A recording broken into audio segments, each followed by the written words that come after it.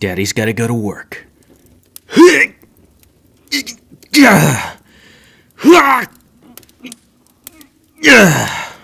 I knew this shit wouldn't work in real life.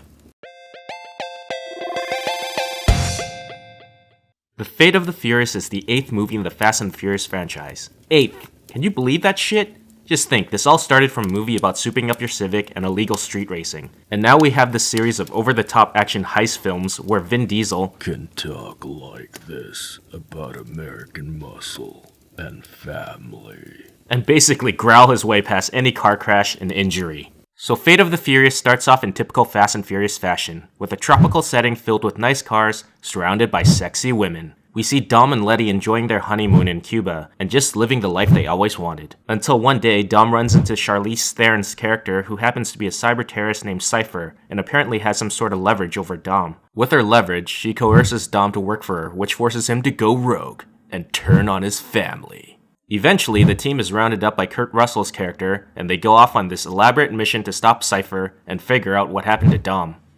It's hard to believe that this franchise made it to the 8th film. And if you followed the series this far, you should already know what to expect from a Furious movie.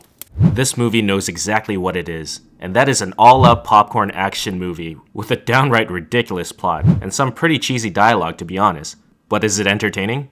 Yeah, it's actually pretty fun to watch. After 8 films, the cast still show some pretty good chemistry and play off each other pretty well. But I felt the two from the main cast who had the best on-screen chemistry was Hobbs and Deckard Shaw.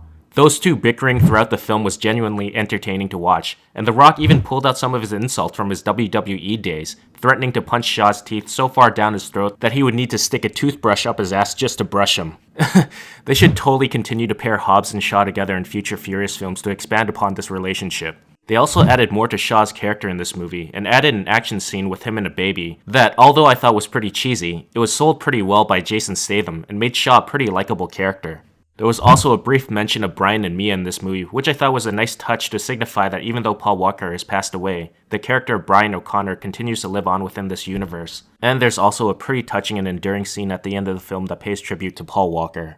The action scenes are just so over the top that you just can't help but laugh at the physics-bending nature of the film. And The Rock and Vin Diesel in this movie might as well be attending Xavier's School for the Gifted, because they are basically mutants in this movie. The fight scenes with The Rock are just so laughable because nothing can hurt this guy. He can take rubber bullets to the chest and just pat them off as if he just walked into a cloud of dust, or take a direct hit to the leg and not even flinch. Vin Diesel can get into the most horrific car crashes and still walk it off like it's nothing, and appears to be fireproof. It's impossible! Although the action scenes are pretty fun to watch in this film, I found myself getting a little bored of them in the movie. It's like watching an action movie and constantly being bombarded with explosions. Eventually, you become desensitized, and the explosions begin to lose the effect they once had. This, in combination with the fact that nothing can seem to harm the main characters in the film, make the action scenes lose all of its meaning, because all the stakes are gone, and you know that everything will turn out fine for these characters. When you see Tyrese hang for his life from a car door while getting shot by a bunch of goons, you begin to become bored because you know that nothing's gonna happen to him. The story is ridiculous. You're gonna watch this movie and have a bunch of WTF moments at the overly complex plot lines, with the characters constantly trying to one-up each other. And they even bring back characters who were supposedly killed off in past movies. Seriously, does anyone stay dead in this movie franchise? It's like they gathered all the Dragon Balls and managed to wish everyone back to life. I mean, who's next, Han and Giselle? And the physics bending in this film, while not as bad as the previous films, is pretty laughable here. I mean, The Rock redirects a launched torpedo from a submarine into an enemy vehicle by pushing it, for Christ's sakes. This is crazy! I mean, it's not as hilarious as when he flexed his injured arm out of a solid cast, but it's still pretty freaking hysterical. It's impossible! If you came here looking for something deep and expecting realism in your action scenes, you're gonna find yourself hating this movie. But if you can suspend your disbelief and just go along with the ride, you might find this movie can be quite entertaining.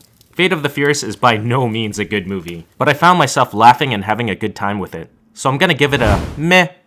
I wonder how many more of these they're gonna pump out. Are we gonna get a Fast 25 where we see an 80-year-old Vin Diesel racing in his NOS-powered wheelchair? Hey, with all the crazy shit that's happening in these movies, I wouldn't rule out the idea. Anyway guys, thanks for watching, and if you enjoyed this video, give it a like, share it, and subscribe if you haven't already. It'll really help out the channel. Until next time, Panda out.